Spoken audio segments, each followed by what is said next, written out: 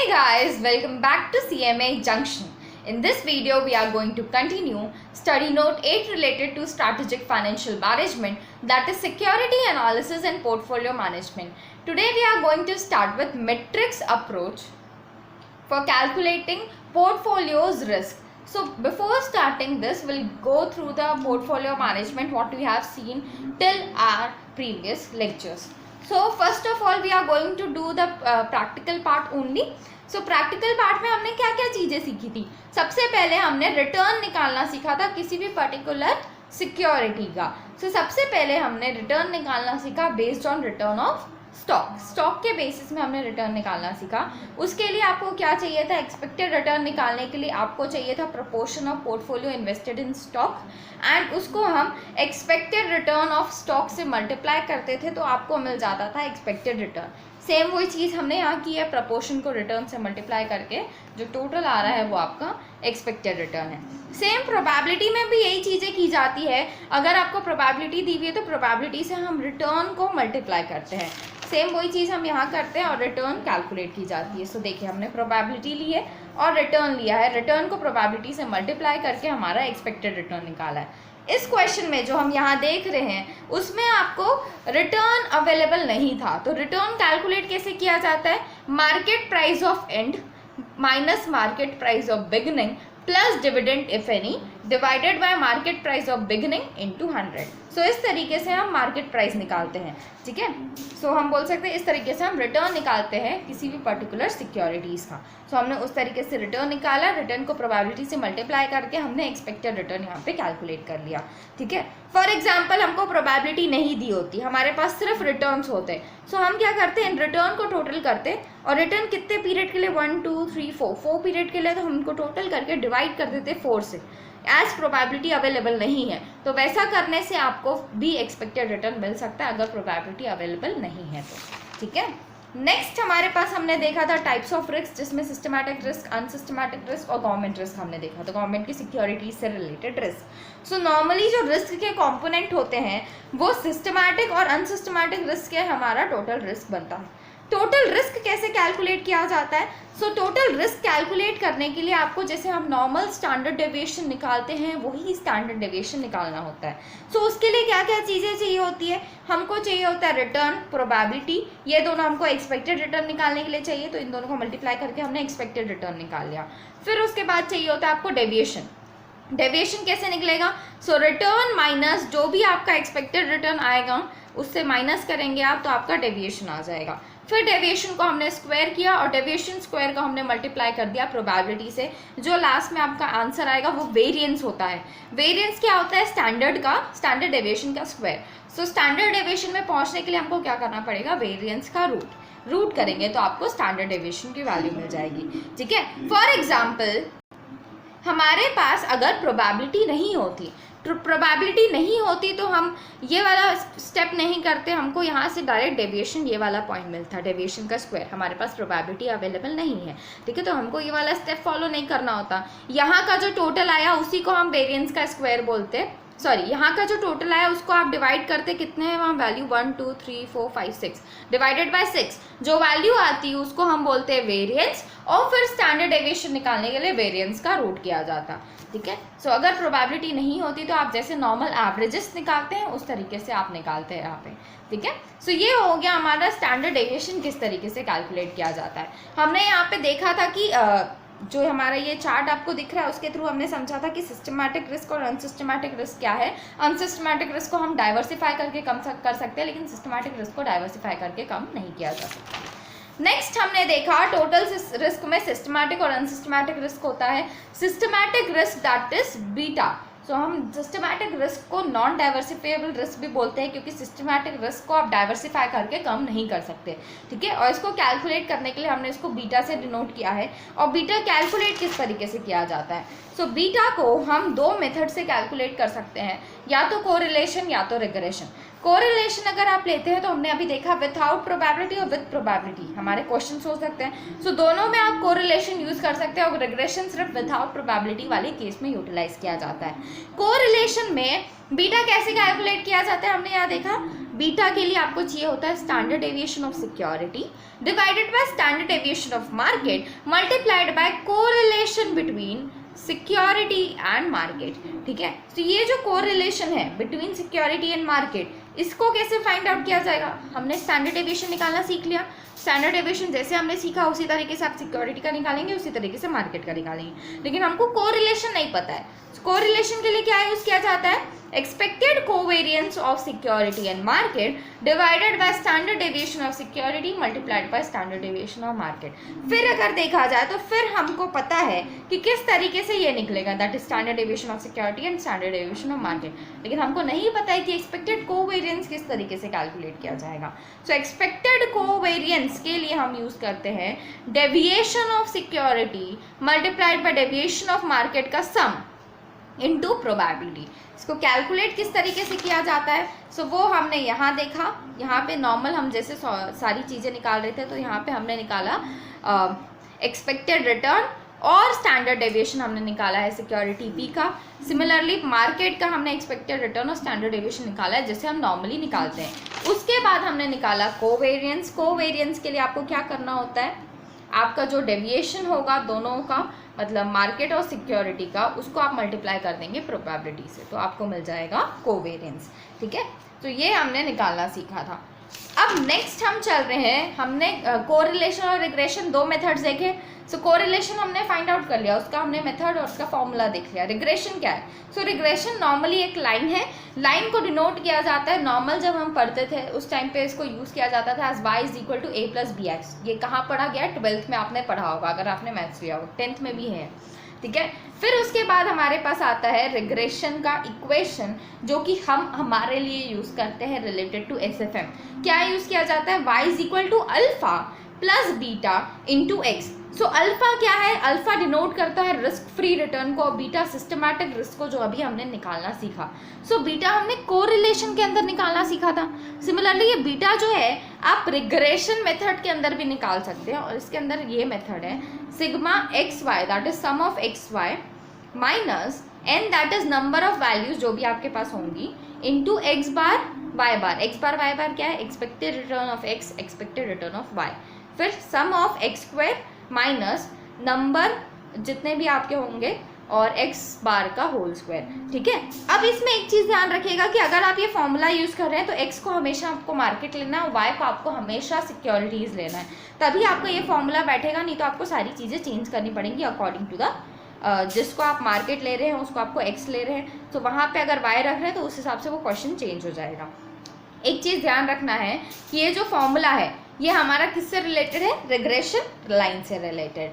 सो इस फॉर्मूले से आप बीटा फाइंड आउट कीजिए। हमने यहाँ पे बीटा फाइंड आउट किया यूजिंग दैट फॉर्मूला, और उसके बाद हमने क्या किया है उसको हमने इस फॉर्मूले में पुट किया।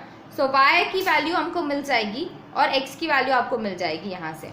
ठीक है, सो y और x हमको पता है। y क्या होगा? y बार दैट इज आपका expected return of y and x बार होगा एक्सपेक्टेड रिटर्न ऑफ x। ठीक है, तो वो दोनों को पुट कर दिया हमने। बीटा की वैल्यू आपको इस फॉर्मूले से मिल जाएगी, सो वो हमने पुट कर दिया। यहाँ से आपने कैलकुलेट किया तो ये वैल्यू आ गई। ठीक है, उसको हमने यहाँ पुट कर दिया। फिर उसके बाद हमको अल्फा की वैल्यू मिल गई।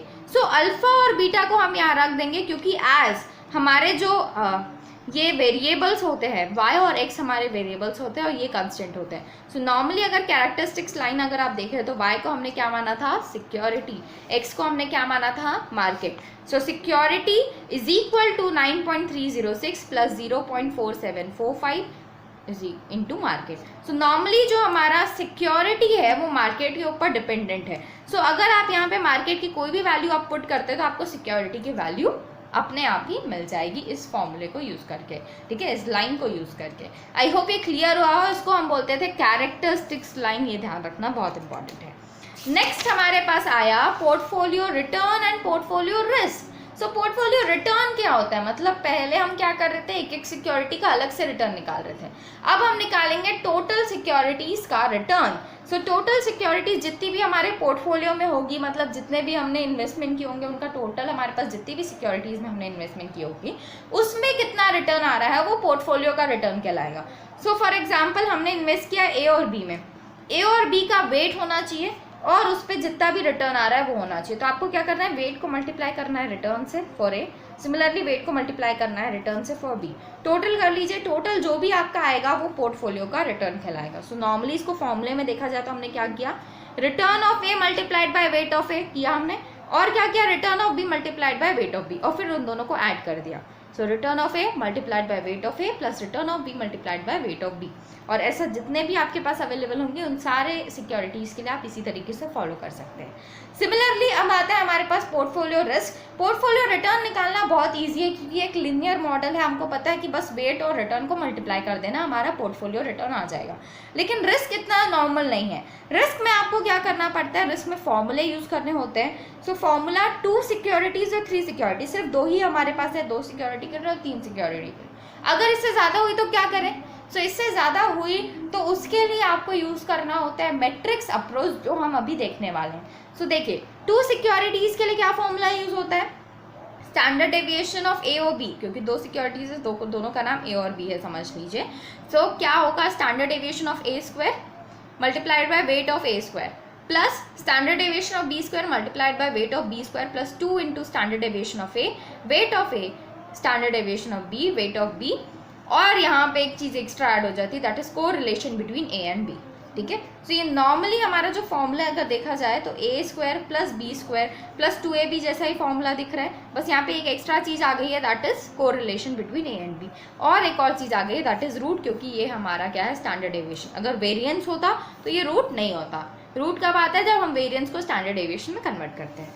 ठीक है, नेक्स्ट हमारा आ रहा है 3 सिक्योरिटीज़ के लिए। सो सेम फॉर्मूला है जो कि आप a प्लस बी प्लस सी का होल क्यूब के लिए आप यूज़ करते हैं, सेम वही फॉर्मूला हम यहाँ यूज़ किया है। ठीक है, a प्लस बी प्लस सी का होल स्क्वायर का ये फॉर्मूला है जो हमने यहाँ पे यूज़ किया है, उसी के ज़रिए ये फॉर्मूला बना है आपका। बस यहाँ पे एक एक्स्ट्रा चीज़ ऐड हुई है, that is correlation. So correlation इन दोनों का, कोरिलेशन इन दोनों का, कोरिलेशन इन दोनों का हमने यहाँ पे सेट किया। ठीक है, सो इसके बाद हमने इसी को यूज़ करके हमने क्वेश्चन सॉल्व किए हैं। और नेक्स्ट अब हम आ रहे हैं डायरेक्टली मैट्रिक्स अप्रोच में। सो मैंने आपको बता दिया, स्टैंडर्ड डेविएशन हमने निकाला सीखा पोर्टफोलियो का 2 सिक्योरिटीज़ और 3 सिक्योरिटीज़ के लिए with the use of formula. अब उसी को समझ लीजिए 3 से 4 हो गई सिक्योरिटीज़, 5 हो गई, 6 हो गई, तो क्या करें। सो उसके लिए बनाया गया मैट्रिक्स अप्रोच। सो मैट्रिक्स अप्रोच को हम डायरेक्टली क्वेश्चन के थ्रू देखेंगे। सो इलस्ट्रेशन नंबर 8 आपको याद होगा, मैंने बोला था आप ये खुद से कर सकते हैं क्योंकि सारी वैल्यूज हमको दी हुई है।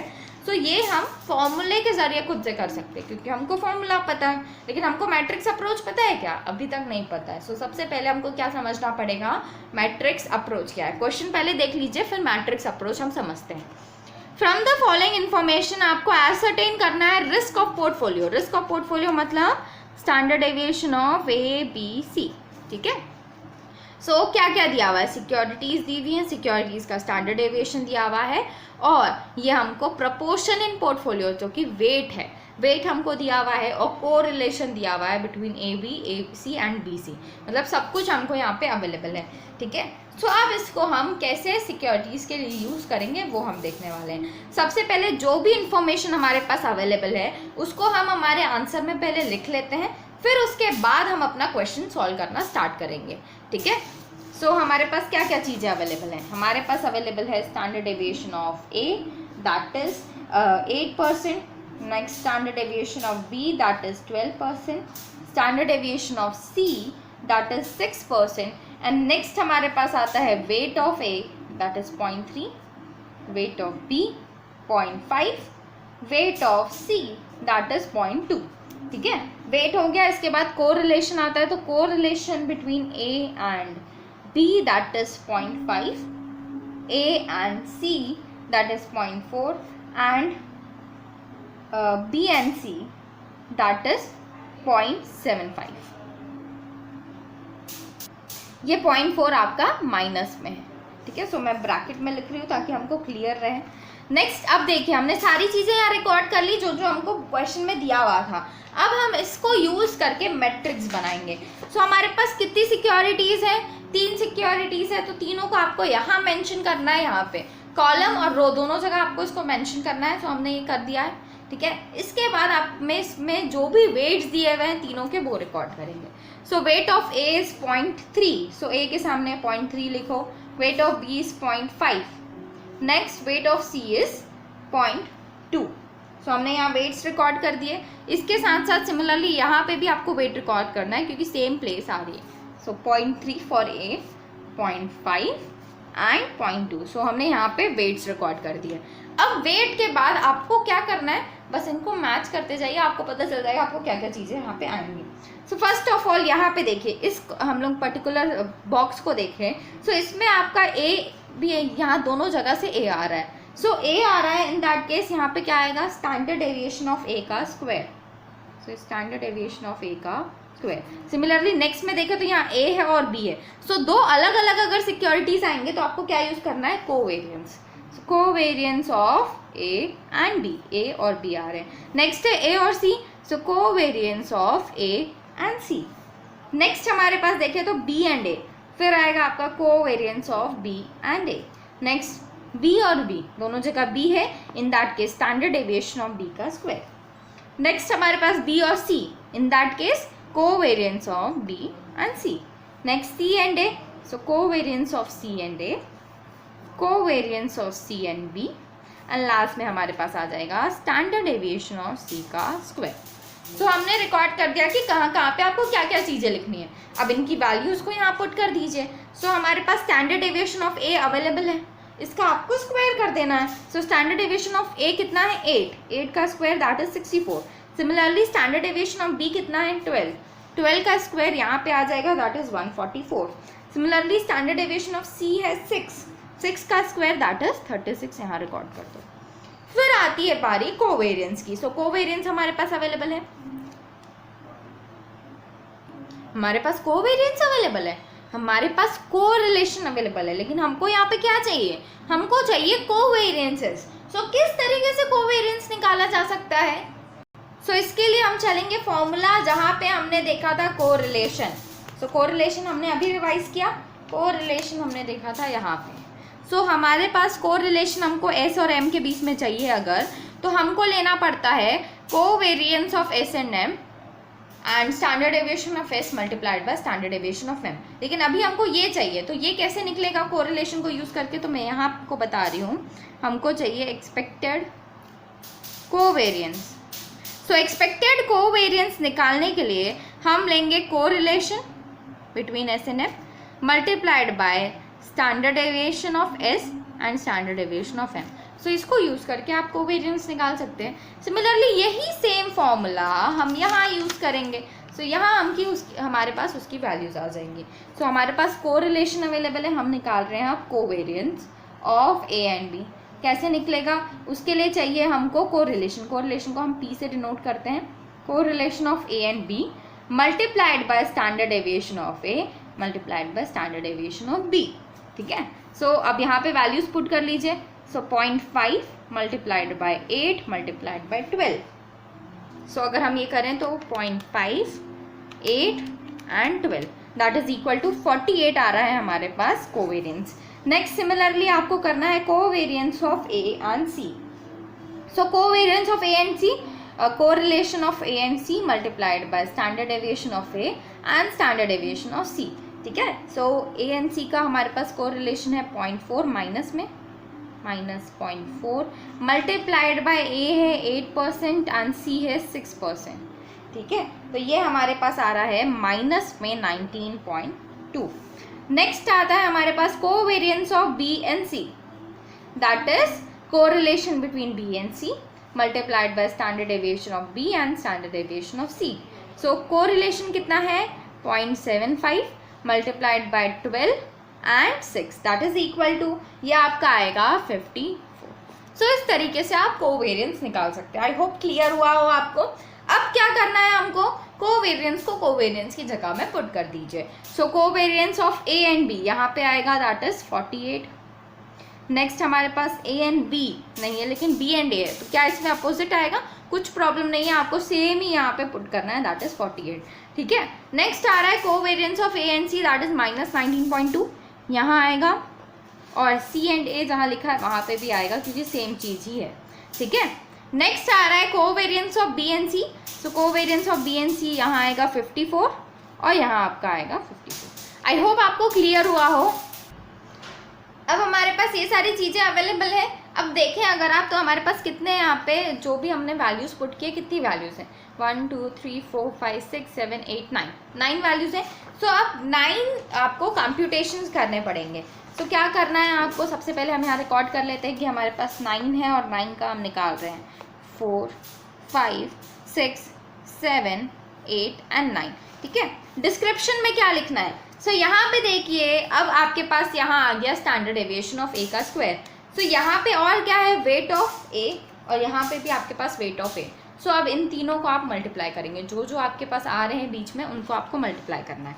ठीक है, सो फर्स्ट वाले में हमारे पास हुआ weight of A multiplied by standard deviation of A का स्क्वायर। ठीक है, तो वैल्यूज़ भी हम डायरेक्टली पुट करते जाते हैं। यहाँ पे वेट ऑफ ए है 0.3 मल्टीप्लाइड बाय 64। इसका प्रोडक्ट क्या आएगा वो हम आगे देखेंगे। सबसे पहले हम ये सारी चीज़ें कंप्लीट कर लेते हैं। सिमिलरली हम सेकेंड देखें अगर, सो सेकेंड हम ले रहे हैं यहाँ पे वेट ऑफ ए। वेट किसका है, ए, यहाँ पे किसका है, बी का। Weight of A into weight of B multiplied by covariance of A B. So weight of B multiplied by covariance of A B. ठीक है, सो ये वैल्यूज हमारे पास हैं। वेट ऑफ ए कितना है 0.3, वेट ऑफ बी है 0.5 multiplied bye 48। Similarly next अगर आप देखें तो नेक्स्ट है हमारे पास थर्ड वाला। सो थर्ड में weight of A, weight of C multiplied by covariance of A C. Weight of A, weight of C, covariance of A C. So यहाँ पे वैल्यूज है हमारे पास 0.3, 0.2 मल्टीप्लाइड बाय -19.2। नेक्स्ट है हमारे पास weight of B, weight of A multiplied by covariance of A B. Weight of A, weight of B, covariance of A B, that is 0.3, 0.5 and 48। Similarly अब आता है फिफ्थ वाला। तो फिफ्थ वाले में हमारे पास weight of B and standard deviation of B का square. Weight of B, standard deviation of B का square. So weight of B है हमारे पास 0.5, 0.5 एंड 144। सिमिलरली नेक्स्ट देखिए, तो नेक्स्ट है हमारे पास weight of B, weight of C and covariance of B C. Weight of B, weight of C, covariance of B C. So weight है हमारे पास 0.5, 0.2 multiplied by covariance that is 54। Next देखें अगर हम सेवेंथ वाले में हमारे पास आ रहा है weight of A, weight of C multiplied by covariance of A C that is 0.3, 0.2 multiplied by 19.2 minus में। नेक्स्ट हमारे पास है weight of B, weight of C multiplied by covariance of B and C that is 0.5, 0.2 multiplied by 54। So ये plus में ही है तो bracket में नहीं आएगा। नेक्स्ट लास्ट हमारे पास आ रहा है weight of C multiplied by standard deviation of C का square that is 0.2 multiplied by 36। So अब इनको क्या करना है, इनको मल्टीप्लाई कर लीजिए। सो आपके पास यहाँ पे वैल्यूज आ जाएंगी। सो मल्टीप्लिकेशन में वैल्यूज आप खुद से एक बार कैलकुलेट कीजिएगा। हमारे पास यहाँ पे आ रहा है 5.76, 7.20, माइनस में वैल्यू आ रही है 1.15, 7.20, 36, 5.40, माइनस में 1.15, 5.40 एंड 1.44। आई होप क्लियर हुआ हो आपको कि किस तरीके से ये कैलकुलेशन कर रही है। अब क्या करना है, तो नेक्स्ट स्टेप आपके पास आता है, ये जो भी वैल्यूज़ हमारे पास आई हैं इनमें से आपको लिखना है, ये जो आपके पास है ये आपका होगा वेरिएंस। सो इन सब को टोटल कर लीजिए। टोटल करेंगे आप तो ये वैल्यू आएगी अप्रॉक्सीमेटली 66.10। सो ये हमारा है variance of A B C. Variance के बाद आएगा आपके पास स्टैंडर्ड डेविएशन। स्टैंडर्ड डेविएशन के लिए क्या करना होगा, वेरिएंस का रूट कर लीजिए। सो 66.10 का अगर हम रूट करें तो ये आपका आ रहा है 8.13%। सो इस तरीके से हम कैलकुलेट करते हैं स्टैंडर्ड डेविएशन मैट्रिक्स अप्रोच को यूज़ करके। एक चीज़ ध्यान रखिएगा, थोड़ा सा भले लेंदी है लेकिन ये जो प्रोसेस है बड़ा ईजी है एज कम्पेयर टू फॉर्मूला वाला भी ईजी है, लेकिन उसमें आपको थोड़ी चीज़ें ध्यान रखनी होती है। लेकिन अगर आपके पास 3 से ज़्यादा आता है तो हमारे पास फॉर्मूला तो अवेलेबल है ही नहीं, तो हमको क्या यूज़ करना होता है, मैट्रिक्स अप्रोच। तो 3 से ज़्यादा अगर आपके पास सिक्योरिटीज़ आती हैं जिसमें आपको पोर्टफोलियो रिस्क निकालना है, इन दैट केस हमको मैट्रिक्स अप्रोच यूज़ करना होता है। ठीक है, सो आई होप आपको ये अच्छे से क्लियर हुआ हो। अब हम मैट्रिक्स अप्रोच से रिलेटेड थोड़ा एक अच्छा सा क्वेश्चन देखेंगे जिसमें हम बहुत सारी चीज़ें हमको सीखने मिलेगी। सो हमारा क्वेश्चन है ये इलस्ट्रेशन नंबर 15। सो देखिए, illustration number 15, a study by a mutual fund has revealed the following data in respect of 3 securities। 3 securities का हमारे पास डाटा अवेलेबल है। सिक्योरिटी है P, Q एंड R से रिलेटेड स्टैंडर्ड डेविएशन है and आपके पास यहाँ पे कोरिलेशन दिया हुआ है। ठीक है, कोरिलेशन हमारे पास अवेलेबल है।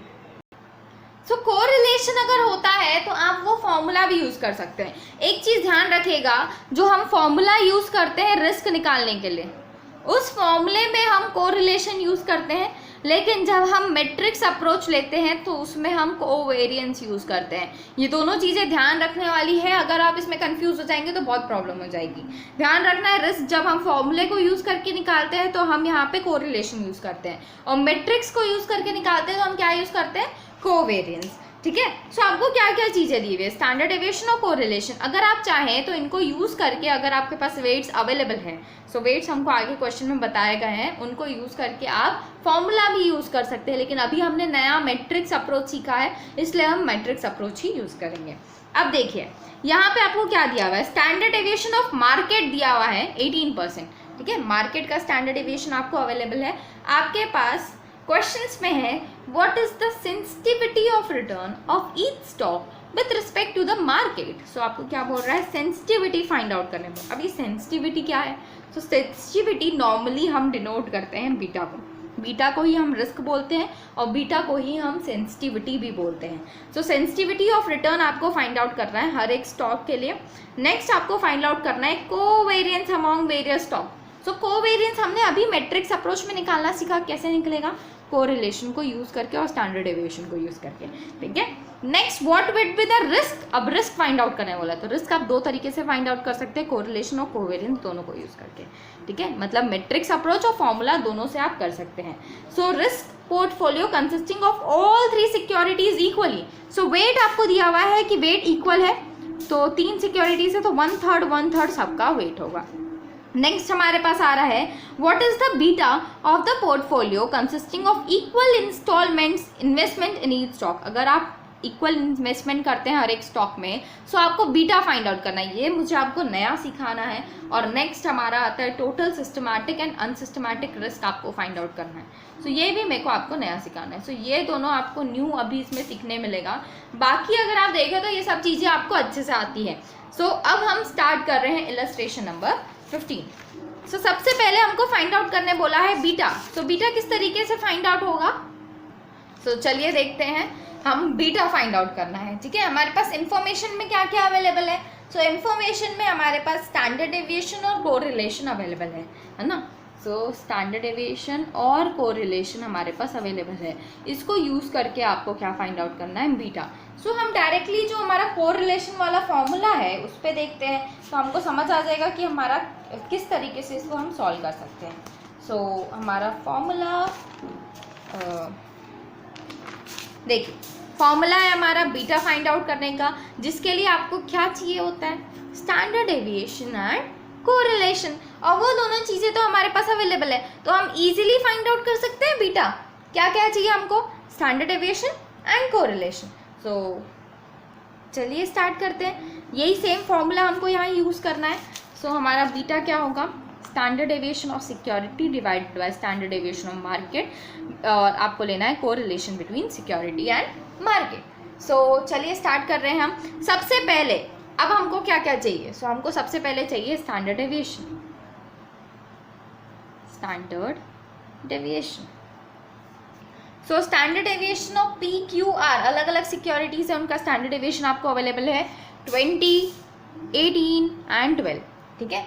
सो स्टैंडर्ड डेविएशन हमने लिख लिया। इसके बाद हमको क्या चाहिए?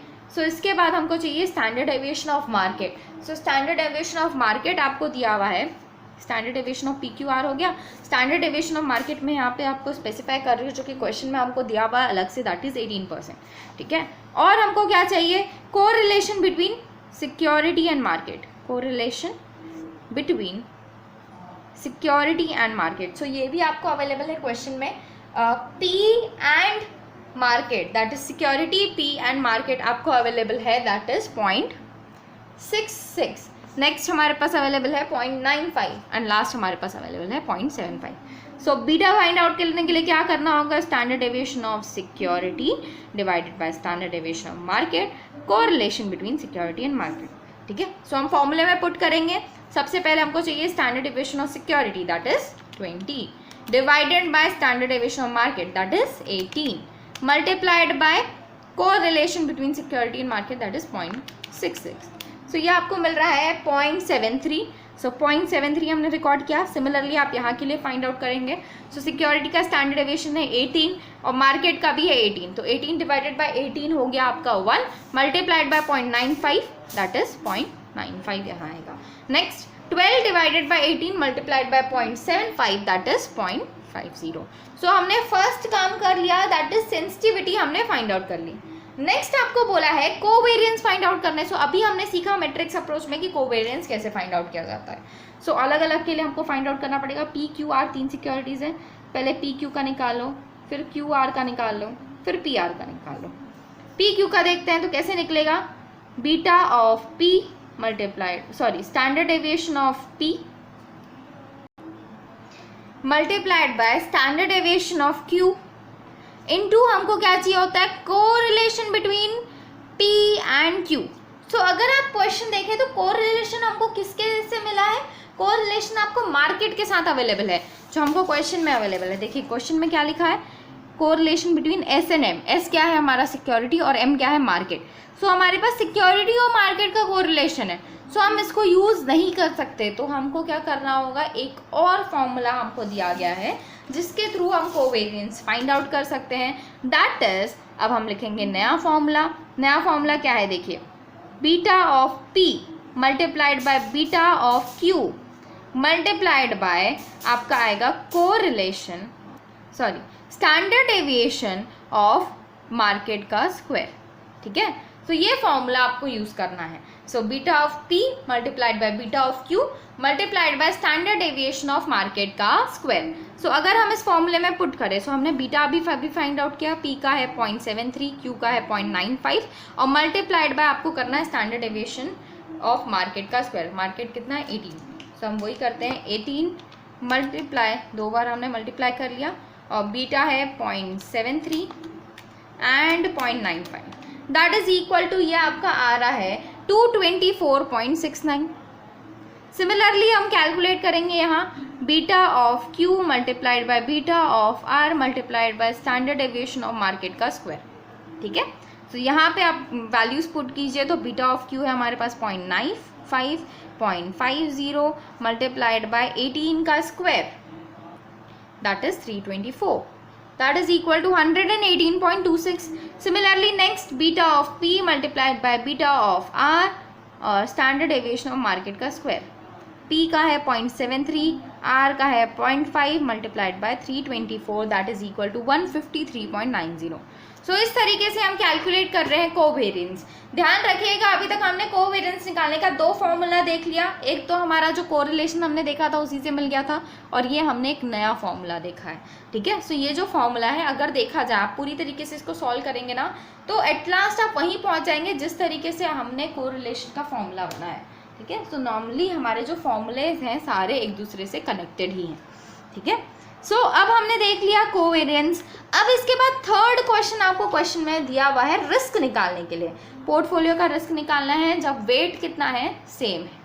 सो चलिए स्टार्ट करते हैं। अब हमको सारा रिस्क निकालना है। सो रिस्क निकालने के लिए हम यूज़ कर रहे हैं मैट्रिक्स अप्रोच।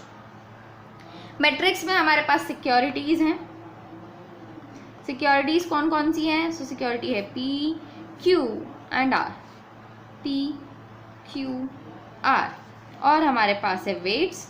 वेट बोला गया है कि सेम है, इक्वल है तीनों का, सो 1/3 आप वेट्स लिख लीजिए, ठीक है। सो वेट हमने डिनोट कर लिया। अब इसके बाद हमको चेक करना है कि क्या चीज़ें वहाँ पे कैलकुलेट करनी पड़ेंगी। P that is standard deviation of P का square, P Q that is covariance of P Q, P R covariance of P R, Q P covariance of P Q. Next Q that is standard deviation of Q का square, Q R that is covariance of Q R. Next R and P, तो covariance of R and P. Next R and Q that is covariance of R and Q। Last हमारे पास है R and R that is standard deviation of R का square, ठीक है। अब values put करना है हमको यहाँ पे। सो हमारे पास सारी चीज़ें अवेलेबल है। सबसे पहले हमारे पास आता है स्टैंडर्ड डेविएशन। सो स्टैंडर्ड डेविएशन आपको क्वेश्चन में स्पेसिफिकली दिया हुआ है। So standard deviation of P है हमारे पास 20, स्क्वायर करेंगे 400। Q का स्टैंडर्ड डेविएशन दिया हुआ है 80 और इसका स्क्वायर करेंगे तो 324। नेक्स्ट हमारे पास स्टैंडर्ड डेविएशन दिया हुआ है R का, that is 12 and it is 144। सो ये हो गया हमारे पास स्टैंडर्ड डेविएशन। अब हम पुट करेंगे यहाँ पे कोवेरियंस। तो कोवेरियंस भी अभी हमने निकाल लिया। कोवेरियंस ऑफ पी क्यू है 224.69, 224.69 यहाँ पे भी आ जाएगा क्योंकि यहाँ पे भी उसी का ही कोवेरियंस है। क्यू आर के लिए 118.26, सो 118.26 and 118.26। Next P R, so P R का है 153.90 एंड 153.90। सो सारी वैल्यूज हमने पुट कर ली। अब जैसे हम वहाँ पे करते थे वेट मल्टीप्लाइड बाय जो भी आपका यहाँ पे वैल्यूज हैं। तो फर्स्ट वाले में क्या आएगा? स्टैंडर्ड डेविएशन ऑफ पी का square multiplied by weight of P multiplied by weight of P. और जैसा हमने उसमें किया था सेम वही यहाँ पे हम फॉलो करेंगे। सो ये आप खुद से करेंगे, मैं आपको बस फटाफट यहाँ पे रिकॉर्ड करके बता रही हूँ और ध्यान से एक बार समझ के करने का काम किसका है? आपका।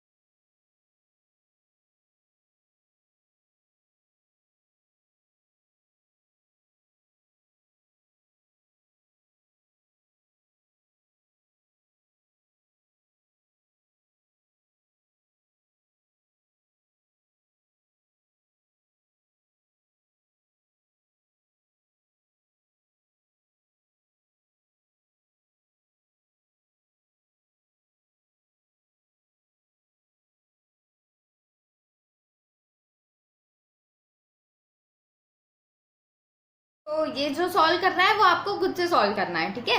नेक्स्ट हमारे पास आ रहा है वेरिएंस। सो अब इसमें वेरिएंस कैसे निकालना है हमको पता है। तो इसमें क्या आएगा? वेरिएंस ऑफ पोर्टफोलियो कैसे आएगा? इन सब को टोटल कर लीजिए। तो ये टोटल हमारा आ रहा है 206.86। और अगर इसमें स्टैंडर्ड डेविएशन चाहिए हमको पोर्टफोलियो का, सो हम क्या करेंगे? वेरिएंस का रूट। सो 206.86 का अगर आप रूट करते हैं तो ये हमारे पास आएगा 14.38%। आई होप आपको क्लियर हुआ हो कि किस तरीके से हम ये कैलकुलेट करेंगे। अब इसके बाद नेक्स्ट क्वेश्चन हमको बोला है 15th वाले में, जो हमको नेक्स्ट क्वेश्चन दिया हुआ है, आपको फाइंड आउट करना है beta of portfolio consisting of equal installments और इन्वेस्टमेंट्स, ठीक है। सो इक्वल इन्वेस्टमेंट हमने किया है तीनों सिक्योरिटीज़ में। आपको फाइंड आउट करना है बीटा पोर्टफोलियो का। सो बीटा हमको नॉर्मल निकालना आता है सिक्योरिटीज़ का, पोर्टफोलियो का बीटा कैसे निकालते हैं?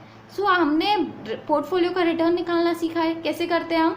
Return of security 1 multiplied by weight of security 1 plus return of security 2 multiplied by weight of security 2। Similarly आपको बीटा के लिए करना है। रिटर्न की जगह क्या यूज़ करेंगे हम? Beta. So beta of security 1 multiplied by weight of security 1 plus beta of security 2 plus weight of security 2।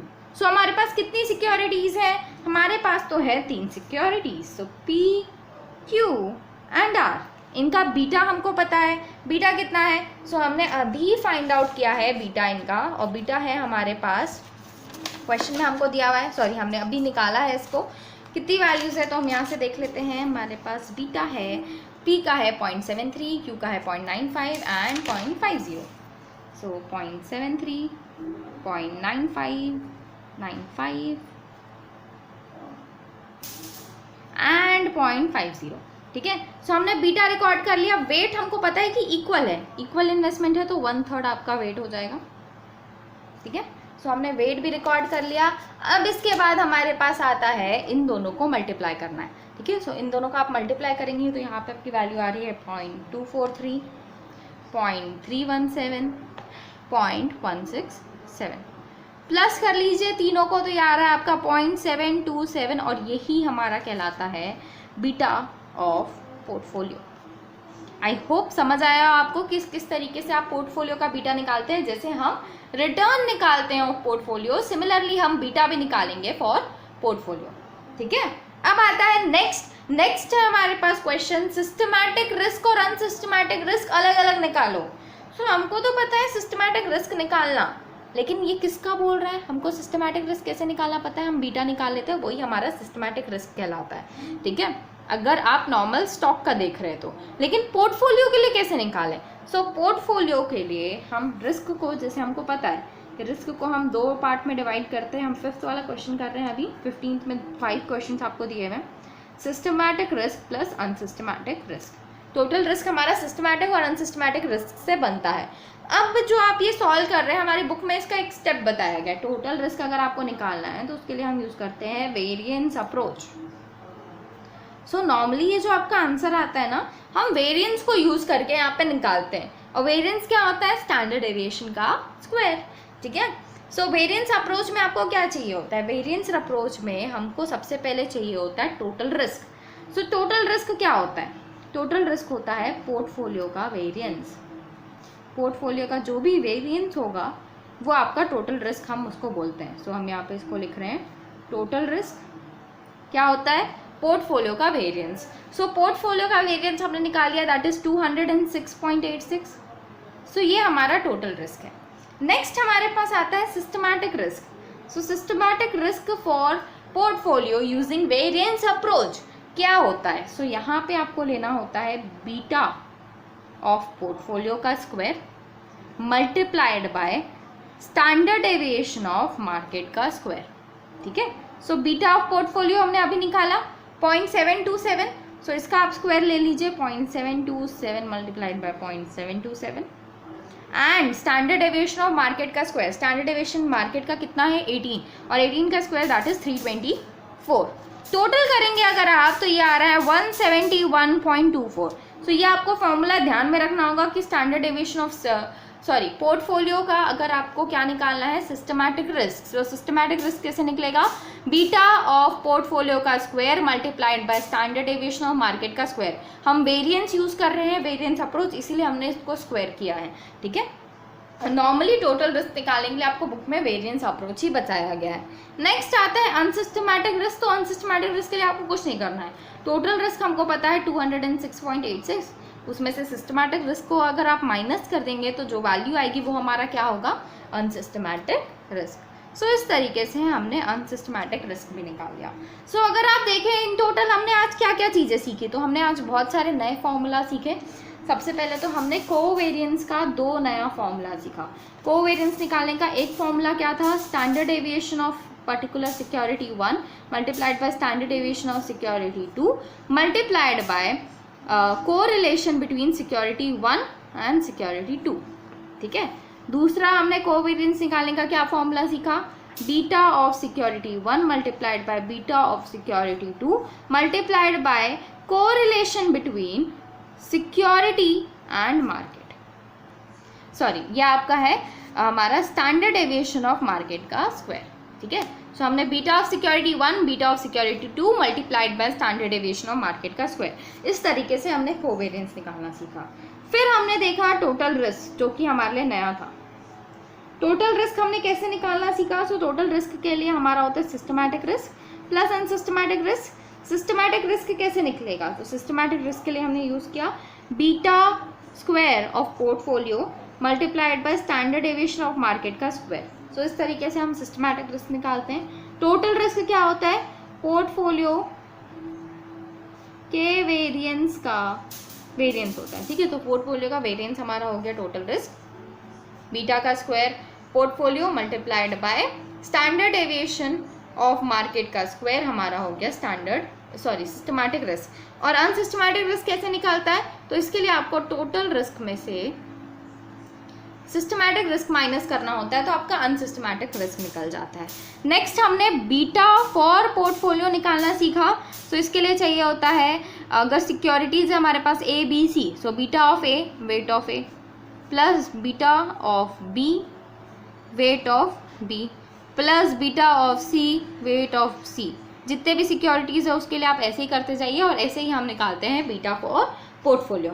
I hope आपको सारी चीज़ें अच्छे से समझ आई हो। ये हमने इसमें फॉर्मूला देखा, इसके साथ साथ हमने मैट्रिक्स अप्रोच देखा कि मैट्रिक्स अप्रोच से किस तरीके से हम रिस्क फाइंड आउट करते हैं। सो इस तरीके से हमने पूरा मैट्रिक्स अप्रोच अच्छी तरीके से कंप्लीट कर लिया है। नेक्स्ट क्लास में हम इसके आगे की चीज़ें कंटिन्यू करेंगे। आज की क्लास हम यही एंड करते हैं। आई होप आपको आज की क्लास हेल्पफुल लगी हो, और अगर आपको वीडियो हेल्पफुल लगा सो प्लीज़ वीडियो को लाइक कीजिए, शेयर कीजिए, सब्सक्राइब कीजिए, and don't forget to press that bell icon to get more updates. So that's it. See you all in the next video.